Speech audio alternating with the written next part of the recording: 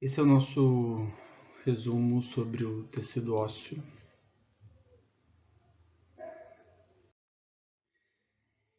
Então, o tecido ósseo é um tecido conjuntivo especializado. Como todo tecido conjuntivo, ele é composto por células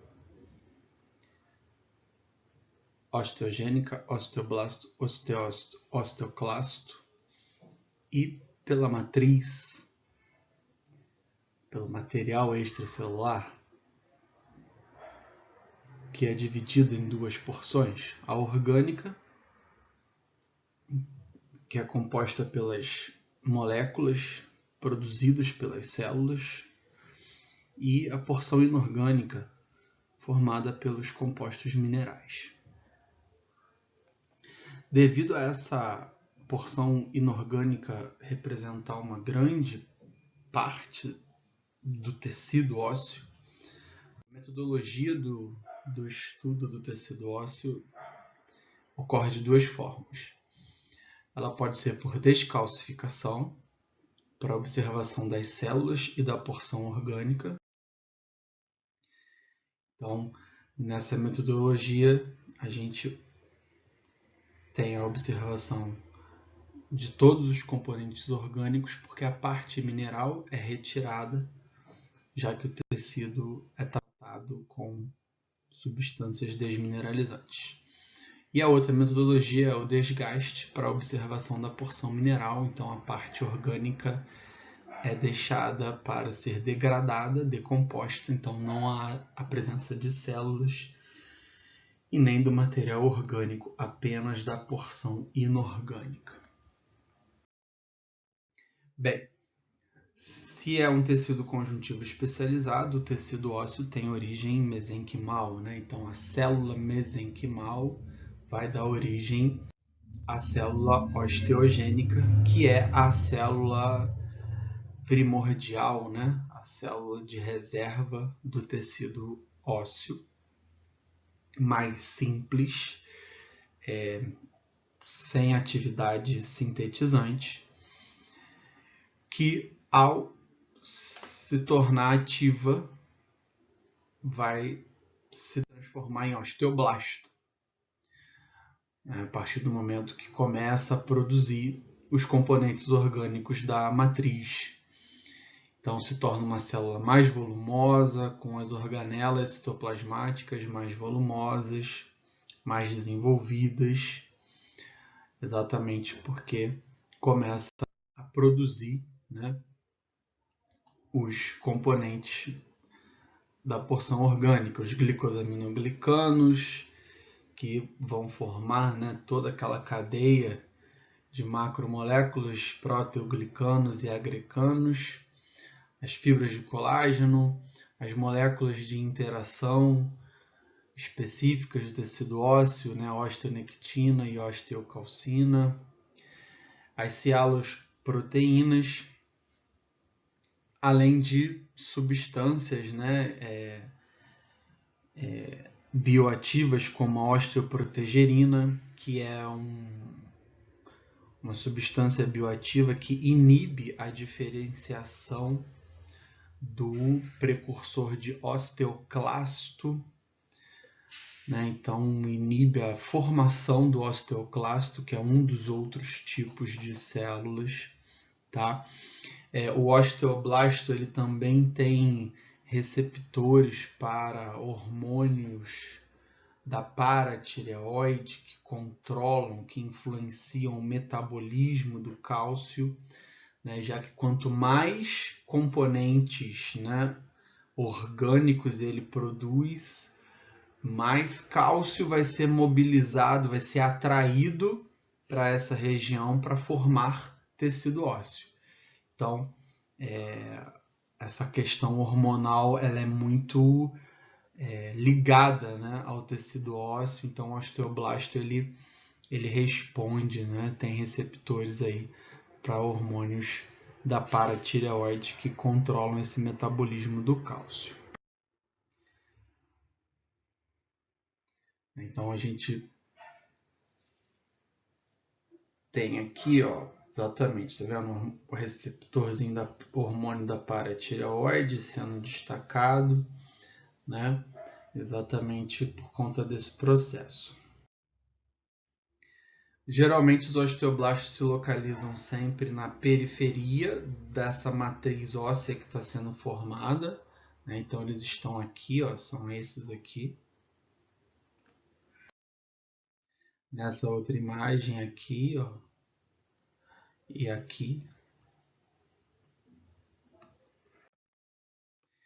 Bem, os osteoblastos eles são capazes de se diferenciar em osteócitos, uma vez que a matriz, né, começa a se mineralizar ao redor deles, começa a se enrijecer. Eles são capazes de produzir esses prolongamentos citoplasmáticos. Graças às cialoproteínas, que são aquelas proteínas de interação da célula com a matriz, eles vão produzir esses prolongamentos, né? E graças a esses prolongamentos, mesmo aprisionados na matriz óssea, eles trocam substâncias entre si, né? Então, os osteócitos aprisionados na matriz se comunicam através desses prolongamentos, né? Eles secretam substâncias, né, na sua região periférica aqui, tá? Necessárias para a manutenção do tecido, tá? Realizando o que a gente chama de mecanotransdução, né? Ou seja, a liberação de substâncias para o recrutamento de osteoblastos, ou seja, sendo necessário a renovação, né, o crescimento do tecido ósseo, a gente tem, o osteócito tem essa capacidade, mesmo aprisionado lá. O espaço periosteocítico, né, é preenchido por um fluido extracelular rico em cálcio, então ele tem aqui um espaçozinho entre ele e a matriz mineralizada, que fica esse fluido, por onde ele consegue fazer trocas, né, entre o meio intra e extracelular. Na imagem por desgaste, né, a gente tem que prestar atenção porque a gente não observa a célula, a gente observa a lacuna que alojava a célula, que alojava o osteócito, que é essa aqui, né? E essa lacuna recebe a denominação de osteoplasto. E essas ranhuras, né, que parecem rachaduras, na verdade são os canalículos ósseos por onde transitavam os prolongamentos citoplasmáticos dos osteócitos. Então, sempre tomar muito cuidado com o termo osteoplasto. Ele é o nome da lacuna visualizada na metodologia do desgaste. O quarto tipo celular é o osteoclasto, né? Então ele é o único tipo que foge da linhagem, da sequência aqui de diferenciação que começa com a osteogênica, depois passa pelo osteoblasto e termina no osteócito.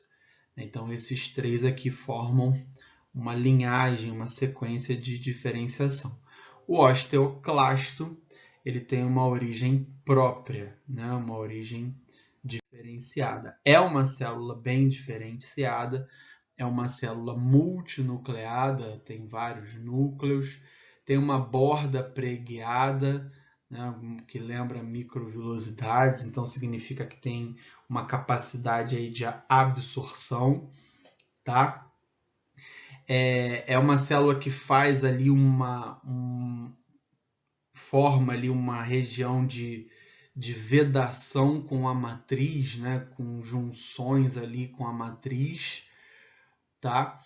E libera enzimas osteolíticas, enzimas que são capazes de desmineralizar a matriz e com isso ele reabsorve os minerais da matriz e esses minerais são mobilizados para serem reutilizados pelo próprio tecido ósseo ou reutilizados em outros tecidos, dependendo da necessidade do organismo. Então, é uma célula com essa função de desmineralizar a matriz óssea, mobilizando os minerais para serem utilizados de acordo com as necessidades do organismo. Como eu disse, o osteoclasto tem uma origem diferenciada. Ele se origina do monócito, que é uma célula sanguínea. Tá? Esse monócito ele migra para o tecido ósseo. Tá? E aí, com a participação do osteoblasto, estimulado pelo paratormônio, tá vendo? O paratormônio agindo aqui, o osteoblasto libera uma substância que se liga ao agora macrófago que oriundo daquele monócito. E aí, essa substância, esse ligante proveniente do osteoblasto vai induzir o início do processo de diferenciação do macrófago em osteoclasto. Tá? Então, o osteoclasto ele se origina de um monócito, e a osteoclastogênese, que é esse processo de formação do osteoclasto, tem a participação do paratormônio, estimulando a síntese do fator estimulante de colônia de macrófago pelo osteoblasto, que é o que vai ativar ali o macrófago para iniciar a osteoclastogênese. Então, é um processo bastante complexo, com regulação hormonal e com participação do osteoblasto, já que envolve aí a regulação do cálcio.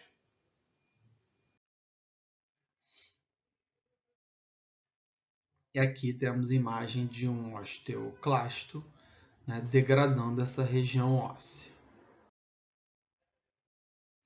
Bem, o tecido ósseo ele tem duas classificações que corroboram aí, com as regiões anatômicas dos ossos, que são o osso compacto e o osso esponjoso.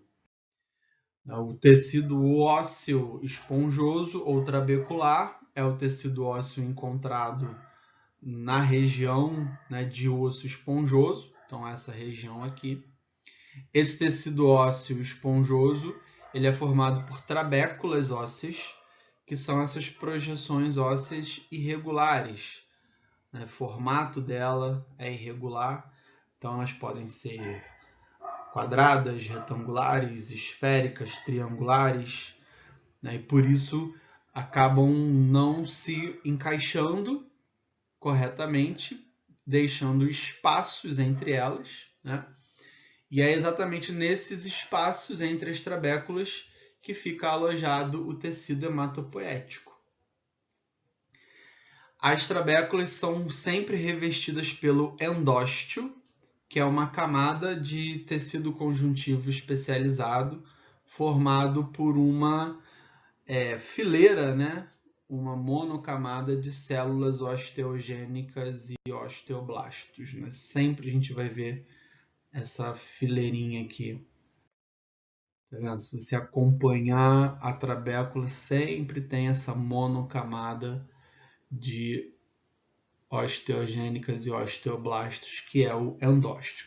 Aprisionados no interior das trabéculas, sempre os osteócitos. Tá? Então, esse é o tecido ósseo esponjoso ou trabecular. O outro tecido ósseo, a segunda classificação de tecido ósseo, é o tecido ósseo compacto ou lamelar, que também pode ser chamado de secundário. Esse tecido é formado por um sistema de lamelas ósseas. A lamela óssea é uma camada circular de tecido ósseo, então tem um formato definido, né? Então, se a gente olhar aqui, a gente vê, acompanhando aqui as lacunas, né, dos osteócitos, a gente consegue observar essa trajetória circular, esse formato circular. Então, é uma lamela, tá?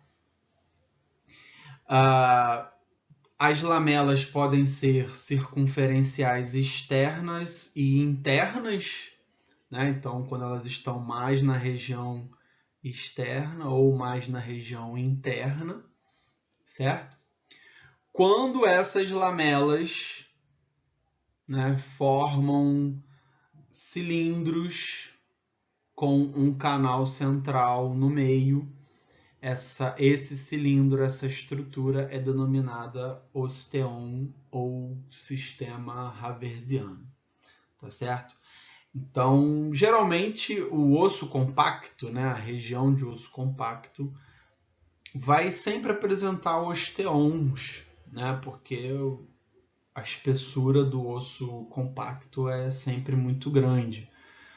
Mas o componente, né, a organização principal do tecido ósseo compacto são as lamelas ósseas, né? Essa estrutura, essa camada esférica de tecido ósseo.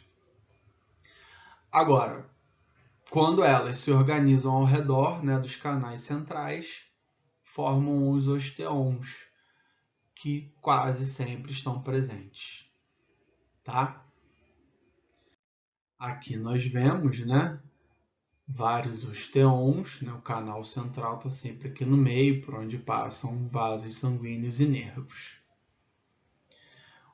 Os osteons, né, eles se formam sempre no sentido longitudinal do osso, né, consequentemente os vasos transitam no sentido longitudinal, mas há sempre a necessidade da comunicação transversal entre esses vasos.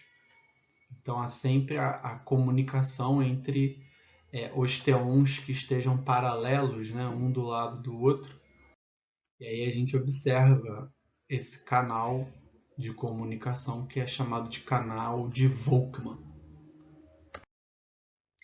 Bem, todo tecido ósseo ele se origina a partir de dois processos de ossificação. O primeiro deles é a ossificação endoconjuntiva, ou também pode ser chamada de intramembranosa, né? Então, esse processo ele ocorre a partir de uma região de tecido conjuntivo. Daí o nome endoconjuntiva, né? Dentro do conjuntivo. Então, nessa região de tecido conjuntivo, células mesenquimais se transformam em osteoblastos. Esses osteoblastos produzem um centro primário de ossificação, então uma primeira matriz óssea ali, e desse centro primário se origina o tecido ósseo primário, que é um tecido formado por espículas ósseas, que são estruturas semelhantes a trabéculas ósseas, só que são muito mais frágeis, muito mais delicadas. Ainda não é o tecido ósseo trabecular definitivo, é um tecido ósseo primário, é o primeiro a ser formado, tá? Esse tipo de ossificação ele é, por exemplo, o processo de formação dos ossos do neurocrânio, né? O osso frontal, o osso parietal, por exemplo. Então aqui, ó, são as espículas ósseas, tá vendo? Tecido ósseo primário. Então são lâminas, né? Projeções ósseas irregulares, então lembra bastante as trabéculas, só que comparando com já um tecido ósseo trabecular formado, esse tecido aí ele é muito mais frágil, essas espículas são muito mais finas e delicadas. Elas ainda vão evoluir, vão encorpar, né, se desenvolver muito mais para virar ou o trabecular ou o compacto, né? Essa região aí vai dar origem aos dois para virar um osso definitivo. E o segundo processo de ossificação é a ossificação endocondral, que é o processo que ocorre a partir de um molde de cartilagem hialina. Então, é um processo que é responsável pela formação de grande parte dos ossos do esqueleto humano, principalmente os ossos longos. Então, o molde de cartilagem hialina, né, padrão. O primeiro evento que ocorre é a calcificação do pericôndrio. Essa calcificação é basicamente uma ossificação endoconjuntiva que ocorre, porque o pericôndrio é tecido conjuntivo. Esse tecido conjuntivo se calcifica, se mineraliza. As células mesenquimais viram osteoblastos, os osteoblastos produzem ali um centro ósseo primário, tá? E isso resulta num cilindro ósseo ao redor do molde de cartilagem. Esse cilindro ósseo faz com que haja uma redução de nutrientes, né, para o interior da cartilagem, já que o cilindro ósseo não é atravessado pelos nutrientes do tecido conjuntivo que ficou para o lado de fora dele, né? Redução de oxigênio, e os condrócitos respondem hipertrofiando.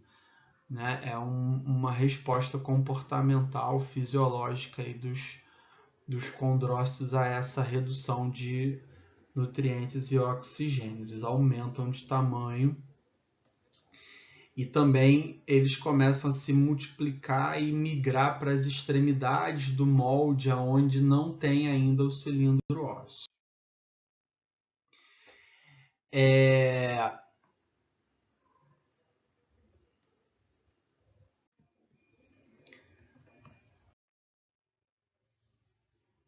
Desse tecido conjuntivo aqui, né,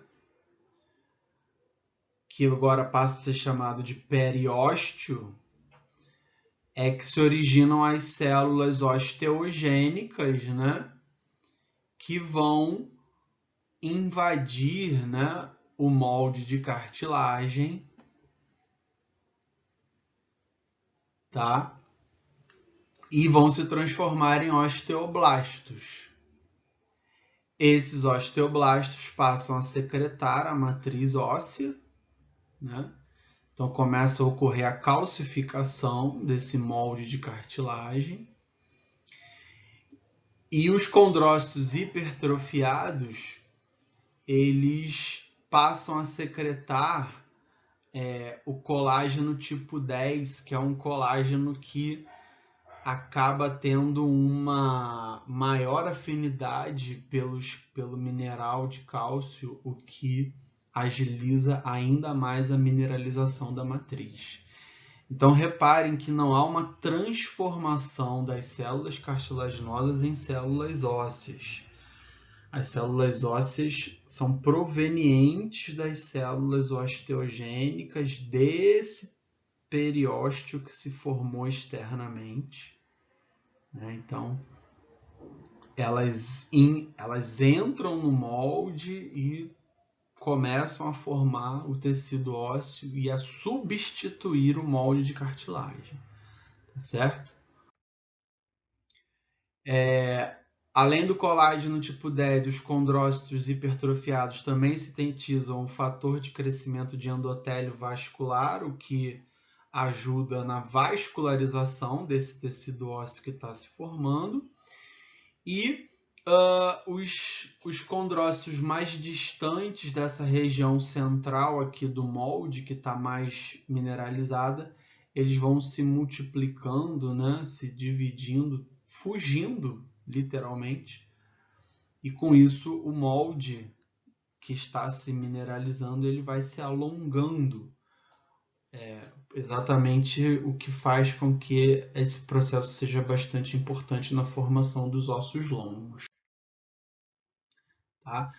Mas depois de um tempo, as extremidades do molde também passam a receber células osteogênicas do periósteo, né? Então surgem mais 2 centros de ossificação, um em cada extremidade, né?